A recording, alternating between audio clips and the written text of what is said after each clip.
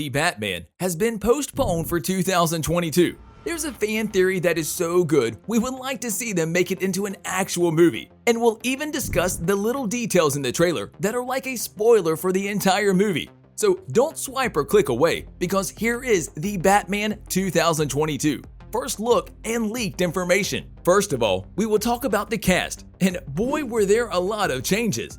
Matt Reeves announced that he was going to be the director of this movie, and he shared the news on Twitter.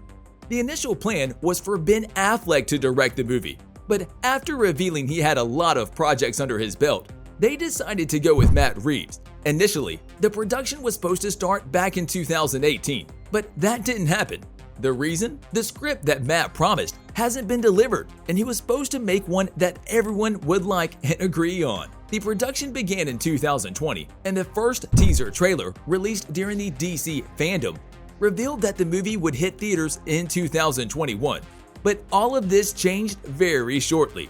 Thanks to the situation with the virus, the production schedules got all messed up, and the movie got rescheduled for 2021. Now the release date has been set for March 4th, 2022.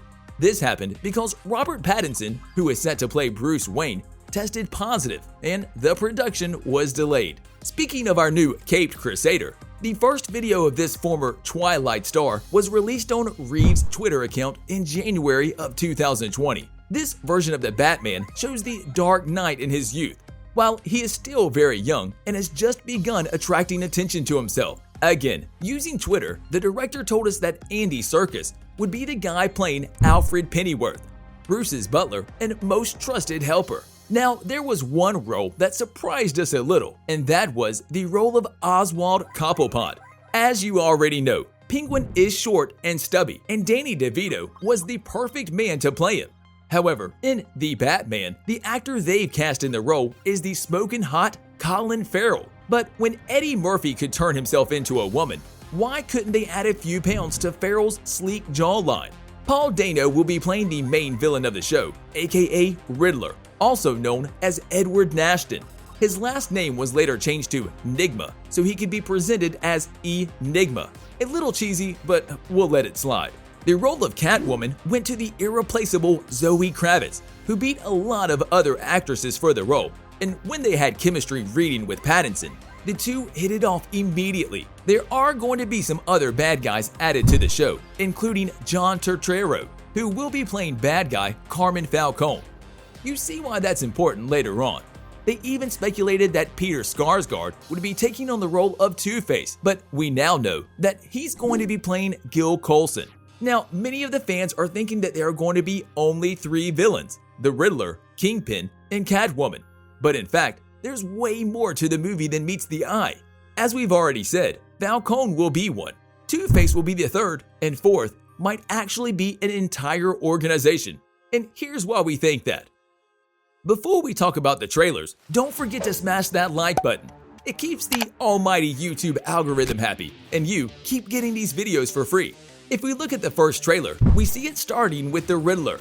No, in this movie, he's not wearing those jazzy green and purple costumes with the question marks all over. He is taping a victim's face on it. He wrote, "No more lies." Then, James Gordon walks in at the scene of the crime, and they find the note from the Riddler which reads, "What does a liar do when he's dead?" on one side. And then on the other side, it reads, "Having a clue? Let's play a game, just me and you." And the plot thickens. There was another riddle that he asked the Batman, which said, "If you are justice, please do not lie." If you are justice, please do not lie. What is the price for your blind eye?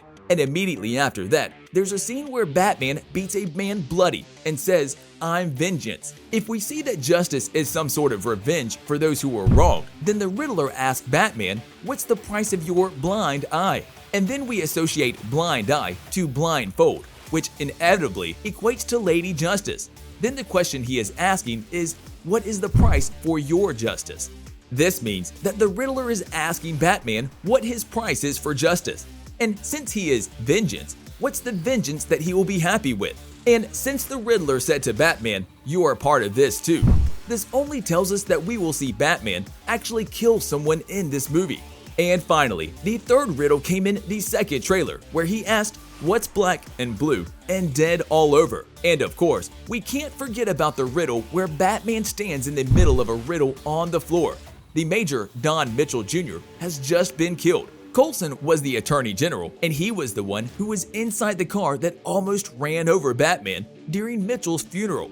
And then there were 3 other parts. One was Savage, related to Batman. The other one was Renewal is a Lie. And finally, The Sins of My Father was the 3rd part. There's a theory circulating online that states that this movie won't be about Batman. This has been one of the major theories about the Batman that's coming in 2022. Namely, the video released from a YouTube channel called The Film Theorist said that this movie isn't going to be about Batman at all. How did they come to this conclusion? Well, simple.